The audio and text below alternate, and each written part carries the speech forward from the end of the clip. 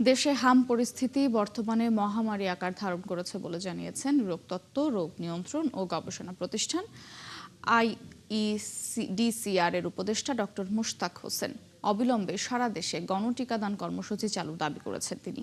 দুপুরে ঢাকা রিপোর্টার্স ইউনিটিতে doctors platform for people's health DPPH আয়োজিত সংবাদ সম্মেলনে তিনি এসব কথা বলেন। সংগঠনটির মতে বর্তমান পরিস্থিতি একটি গুরুতর জনস্বাস্থ্য সংকট, যা দেশের স্বাস্থ্য ব্যবস্থার দুর্বলতা ও টিকাদান কর্মসূচির ঘাটতিকে স্পষ্টভাবে তুলে ধরছে।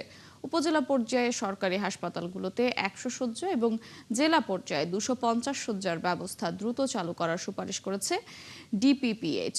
পাশাপাশি দেশের 6 বিভাগে শিশু হাসপাতালগুলোকে পূর্ণাঙ্গভাবে কার্যকর করার আহ্বান জানানো হয়। এছাড়া গ্রামীণ স্বাস্থ্যসেবা জোরদারে কমিউনিটি ক্লিনিকগুলোর কার্যক্রম আরও শক্তিশালী করার ওপর জোর দিয়েছেন আইইডিসিআর এর এই উপদেষ্টা।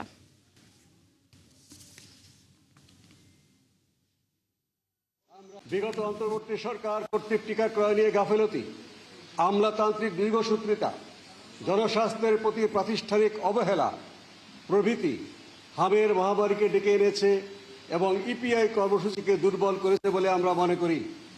যারা প্রতিরোধযোগ্য এই শিশু মৃত্যুর জন্য দায়ী, তাদেরকে চিহ্নিত করতে হবে ও তাদেরকে শাস্তি দিতে হবে।